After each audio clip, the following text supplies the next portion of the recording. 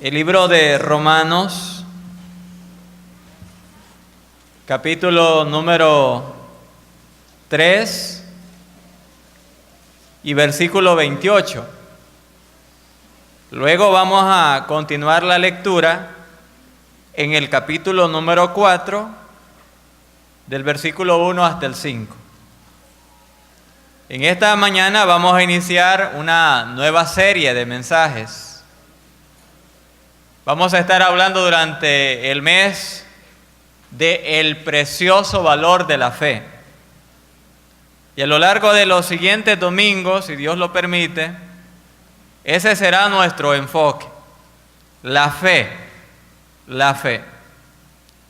En esta mañana vamos a leer Romanos 3:28 y luego nos trasladamos al capítulo 4. Dice la Escritura lo siguiente. Concluimos, pues, que el hombre es justificado por fe, sin las obras de la ley. Capítulo 4. ¿Qué pues diremos? Que halló Abraham nuestro padre según la carne. Porque si Abraham fue justificado por las obras, tiene de qué gloriarse, pero no para con Dios. Porque, ¿qué dice la Escritura? Creyó Abraham a Dios y le fue contado por justicia. Pero al que obra, no se le cuenta el salario como gracia, sino como deuda. Mas al que no obra, sino cree en aquel que justifica al impío, su fe le es contada por justicia. Amén, hermanos. El tema de esta mañana se titula La fe que salva. Si le preguntáramos al apóstol Pablo, ¿cómo tú resumes la esencia del Evangelio? Él nos diría lo siguiente. El Evangelio se resume en tres cosas principales. En primer lugar, el Evangelio nos habla de una necesidad universal de cada ser humano. La necesidad de la salvación, siendo de que todos, absolutamente todos, somos seres pecadores. Entonces Pablo nos diría, tú estás contaminado por el pecado. Desde el nacimiento, esa mancha ya estaba presente en tu corazón. Por naturaleza, pero al mismo tiempo por elección propia, a lo largo de toda tu vida has vivido pecando contra Dios. Por lo tanto, hay en ti la necesidad de salvación porque eres un pecador. Pablo diría que el segundo elemento básico del Evangelio es que hay una provisión universal para la salvación de todo pecador, y es el Señor Jesucristo. Así como todo ser humano necesita ser salvo, así también hay una oferta de salvación para cada persona sobre la faz de la tierra mediante la muerte de Jesucristo en la cruz del Calvario. Hay esa provisión, siendo de que Él murió por nosotros, los seres humanos pecadores. Ahora dirá alguien, yo entiendo que necesito ser salvo. También logro comprender de que Cristo murió por mí. Ahora, ¿cómo puedo apropiarme de la salvación? Pablo entonces nos diría en tercer lugar que el método destinado por Dios para recibir la salvación es la fe. La fe sola en nuestro Señor Jesucristo. Y cuando un hombre pecador, reconociendo su necesidad espiritual, mira a Cristo y deposita en Él toda su confianza, allí se obra el milagro de la salvación. Pablo, ese es el tema que ha estado desarrollando en los 3 capítulos anteriores, hermanos. Y en el versículo 28 llega a esta conclusión ya mencionada. Pablo dice en el versículo 28, concluimos pues que el hombre es justificado por fe sin las obras de la ley. La fe es el único método establecido por Dios mediante el cual se puede ser salvo. ¿De qué trata entonces el capítulo 4? Pablo va a ilustrar en el capítulo 4 lo que ya ha enseñado, de que uno es aceptado delante de los ojos de Dios únicamente bajo el principio de la fe. Diré 3 cosas en esta mañana en cuanto a la fe que salva. En primer lugar, hermanos, la fe que salva no proviene de méritos personales. Versículo número 1 y versículo número 2, capítulo 4. ¿Qué pues diremos? Que halló Abraham nuestro padre según la carne. Porque si Abraham fue justificado por las obras, tiene de qué gloriarse, pero no para con Dios. Fíjense que el apóstol Pablo escoge a Abraham para ilustrar de que el hombre es aceptado ante Dios a través de la fe solamente. Y lo escoge por las siguientes razones.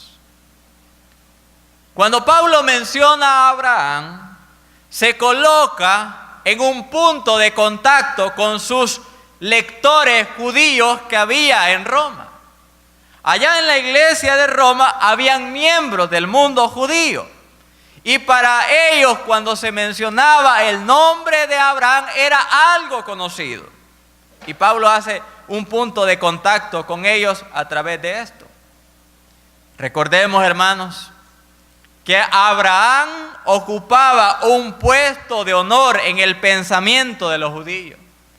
Ellos se jactaban diciendo, hijos de Abraham somos, porque él era el fundador de su nación. Él fue un hombre único que Dios llamó, que Dios escogió, que escuchó la voz de Dios y procedió a obedecer al Señor. Entonces, para los judíos, Abraham era el patriarca de su raza, el dechado de todo lo que un hombre debe ser en su relación con Dios. Entonces Pablo toma a este personaje histórico para hablar de que el hombre es justificado por fe. Ahora Pablo, hermanos, era un gran maestro de la enseñanza. Y Pablo era consciente de que al mencionar la fe, estaba hablando de un concepto abstracto, de algo que no se ve. Y él comprendía de que los seres humanos tienen a veces la debilidad de no comprender las ideas cuando se trata de algo que uno no ve, que uno no percibe con sus sentidos, como en este caso, la fe. Fíjense que nosotros vivimos en una era tecnológica y estamos nosotros acostumbrados, hermanos, estamos poco acostumbrados a lo que es la lógica, a lo que es la argumentación. No nos gustan mucho esas áreas, pero fíjense que los memes sí los entendemos. Los memes sí los entienden. Como ahí hay una ilustración y una pequeña frase, bien se capta la idea de lo que se trata de decir. Entonces Pablo va a pasar a ilustrar cómo es de que alguien se salva por medio de la fe a través de Abraham. Otra cosa, hermanos, por la que él toma a Abraham como ejemplo, es que los rabinos judíos manipulaban, tergiversaban la historia de Abraham para ponerla de acuerdo a sus creencias. Ellos decían lo siguiente: Abraham era un hombre único, un hombre justo en su generación, y por tanto Dios le eligió para que fuera el fundador de su pueblo escogido. Entonces los rabinos enseñaban esto. También enseñaban de que Abraham, incluso a pesar de que no había fe, mejor dicho, a pesar de que no había ley, perdón, él guardó la ley por intuición, y de esta manera, a través de guardar la ley de esta manera, logró salvarse. Un concepto un poco extraño, pero los rabinos enseñaban tal cosa. Ahora el apóstol Pablo les dice: mire, si Abraham fue justificado por las obras, tiene de qué gloriarse. Pero ¿cuál es la siguiente frase? Pero no para con Dios. Porque Dios no le escogió por sus méritos. Dios no le escogió por su obediencia. Dios no le escogió por guardar, como decían los rabinos, la ley, aunque la ley no había sido establecida todavía. Dios le escogió a Abraham para hacer notorio a la humanidad de que los méritos personales nunca salvan a una persona. Por eso Dios lo escogió. Y nosotros tenemos que repetir la idea siempre en nuestra ciudad. Porque estamos en una época, hermanos, donde la religiosidad de nuestro pueblo crece.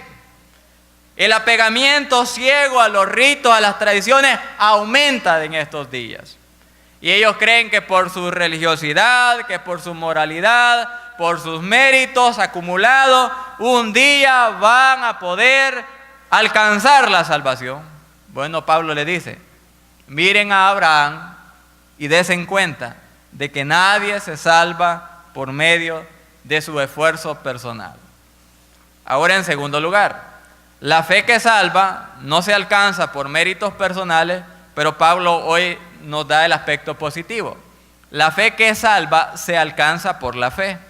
Versículo número 3. Versículo 2 y 3 dice lo siguiente: porque si Abraham fue justificado por las obras, tiene de qué gloriarse, pero no para con Dios. Porque, ¿qué dice la Escritura? Creyó Abraham a Dios y le fue contado por justicia. Hermanos, acompáñenme al libro de Génesis capítulo 15. Vamos a considerar qué es lo que el apóstol Pablo está argumentando aquí. Los judíos creían de que Abraham se había salvado por su obediencia, por su sometimiento a Dios. Pablo les dice: eso no es lo que enseña la Escritura. La Escritura enseña de que Abraham se salvó solo por la fe. Y le cita Génesis 15 y vamos a leer del versículo 1 hasta el 6. Dice la Biblia lo siguiente: después de estas cosas, vino la palabra de Jehová a Abraham en visión diciendo: no temas, Abraham, yo soy tu escudo y tu galardón será sobremanera grande. Ahora vean la frustración de Abraham. Y respondió Abraham: Señor Jehová, ¿qué me darás siendo así que ando sin hijo? Y el mayordomo de mi casa es ese Damaseno, Eliezer. Fíjense en lo que dice Abraham. Dios le ha prometido a Abraham una descendencia numerosa. Él es un hombre de más de 75 años de edad. Para incrementar el problema, su esposa Sara es una mujer que ya ha pasado el periodo donde puede concebir hijos y de paso es una mujer estéril. Dios le dice a Abraham que el galardón de él será grande y Abraham responde inmediatamente: ¿cómo, Señor? Si yo no tengo hijo, si yo soy un anciano, mi esposa también lo es, y el único a quien le puedo dejar mi herencia es ese mayordomo que ni tampoco pertenece a mi grupo familiar. Dios contesta en el versículo número 3. Dijo también, o Abraham continúa preguntándole a Dios, versículo 3. Dijo también Abraham: mira que no me has dado prole, y he aquí que será mi heredero un esclavo nacido en mi casa. Luego vino a él palabra de Jehová diciendo. ¿Qué le dijo Dios a Abraham, hermanos? No te heredará sino un hijo tuyo será el que te heredará. Y lo llevó fuera y le dijo: mira ahora los cielos y cuenta las estrellas, si las puedes contar. Y le dijo: así será tu descendencia. ¿Cuál fue la respuesta de Abraham a la promesa de Dios? Versículo 6. Y creyó a Jehová y le fue contado por justicia. Y en ese momento, donde Abraham cree, donde Abraham confía en la palabra, en la promesa de Dios, se opera su salvación. Se opera su salvación. ¿Por cuál principio? ¿Por el de las obras? No, por el principio solo de la fe. El hombre pecador, así como Abraham lo fue, puede ser salvado. Hoy regresemos al libro de Romanos capítulo 4, porque hay una frase que merece nuestra atención. Dice Romanos capítulo 4, versículo número 3, lo siguiente. Vamos a enfocarnos en la última parte del versículo. Porque, ¿qué dice la Escritura? Creyó Abraham a Dios. Y aquí hay una frase, hermano. Y le fue contado por justicia. Aquí hay un aspecto doctrinal y tengo que tomarlo porque aquí está enseñado. Aquí se habla de la doctrina llamada la doctrina de la imputación. En palabras sencillas, la imputación es la acción de Dios para poner a la cuenta de otra persona algo. Y pensemos en 3 tipos de imputación que se enseñan en la Biblia. Por ejemplo, la Biblia se nos enseña de que Dios puso a la cuenta de todos los descendientes de Adán su pecado. Es una enseñanza de la Biblia. Cuando Adán en el huerto de Edén peca, todos pecamos en él porque él era nuestro representante.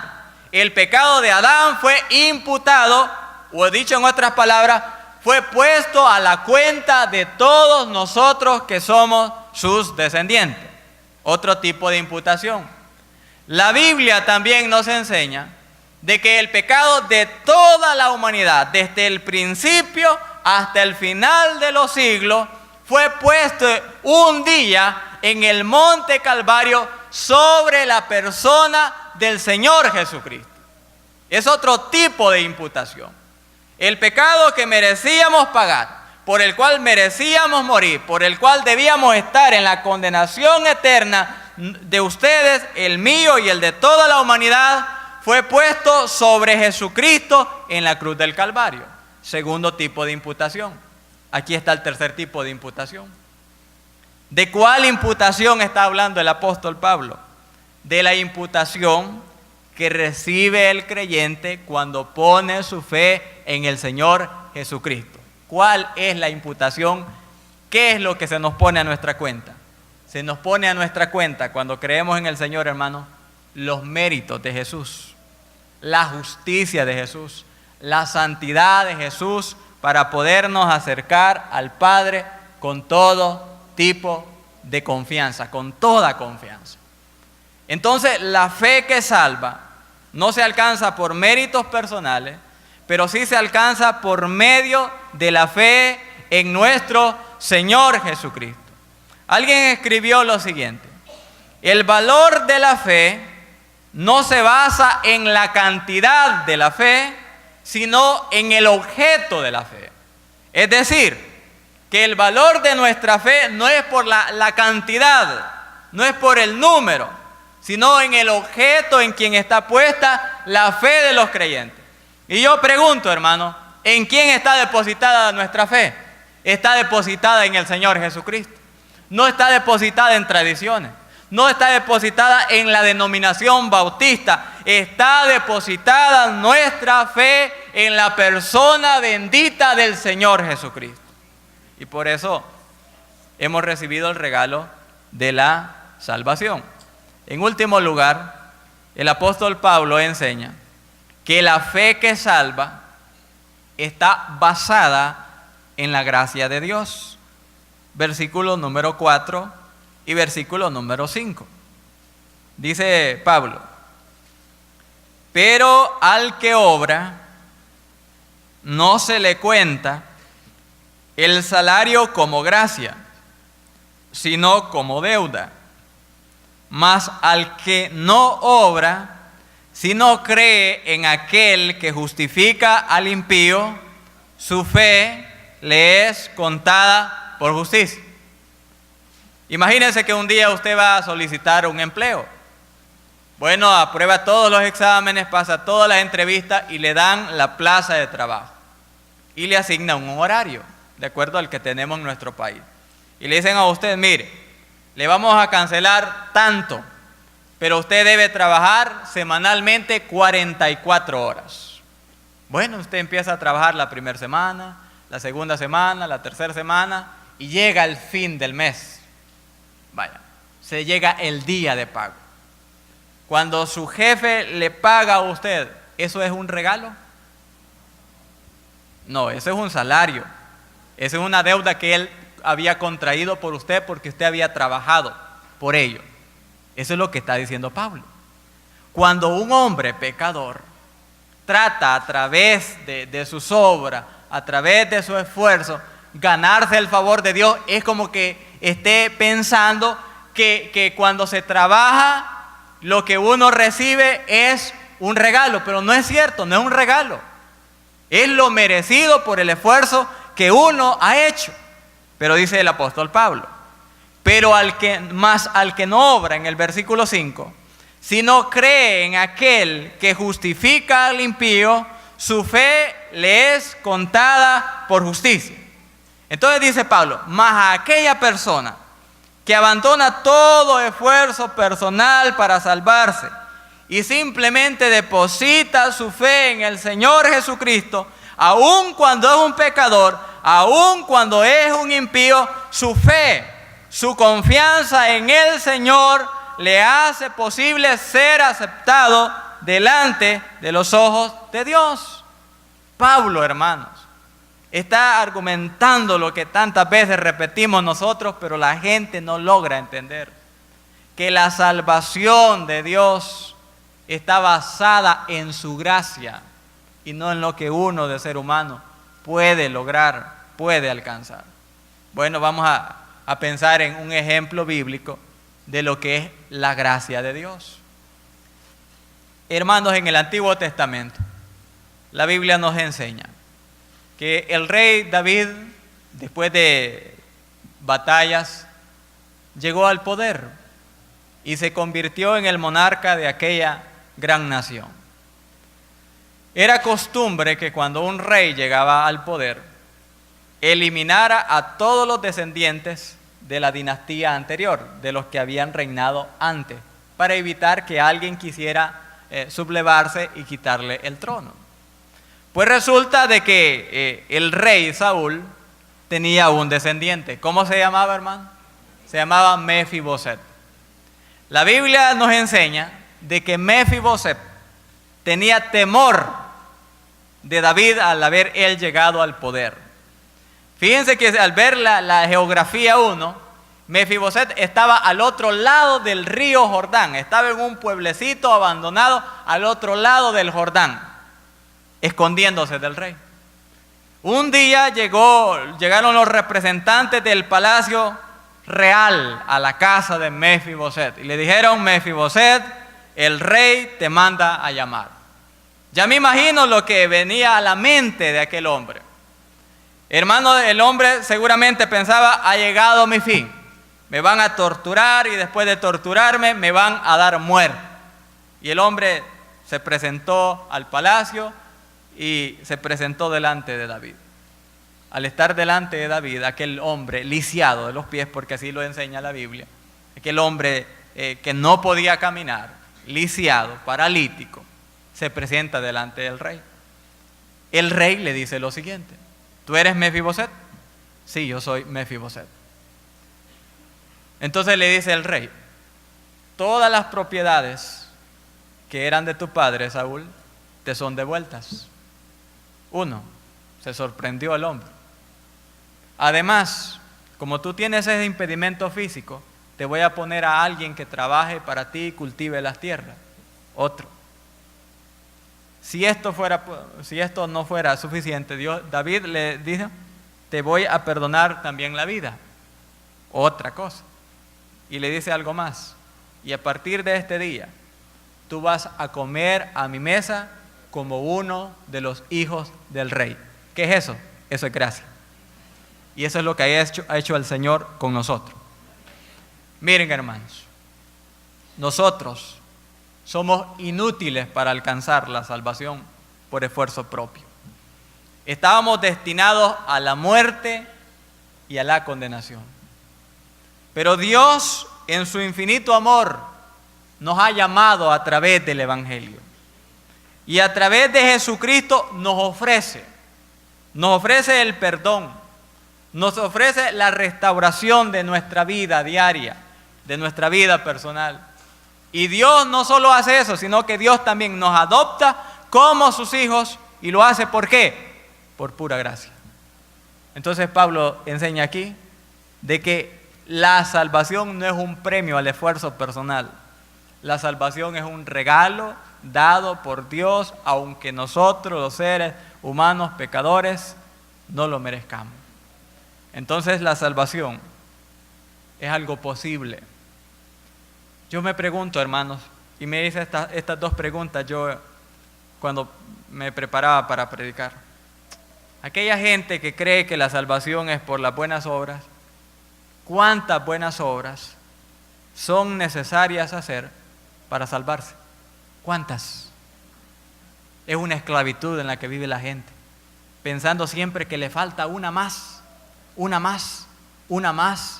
para salvarse.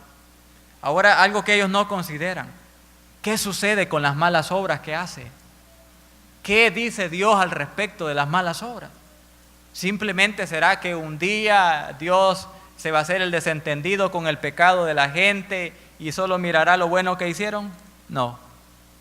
La Biblia nos enseña que la paga del pecado es muerte. Y si el pecador tuviera 1,000,000 de buenas obras y tan solo una mala obra, por esa mala obra tendría que ser condenado al infierno.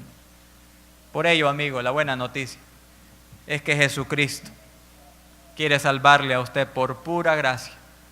Quiere perdonar todos sus pecados y a través de su sacrificio, si usted pone la fe, la confianza en Él, hoy usted puede ser salvo. ¿Cuál será su decisión? Entregue su vida a Cristo. Es nuestro consejo en el Señor. Padre, queremos glorificar tu nombre y agradecerte, Señor, por tu palabra que nos bendice y nos recuerda las verdades fundamentales del Evangelio. Que la fe que salva no está sustentada en los méritos personales. La fe que salva es la fe depositada en el Señor Jesucristo.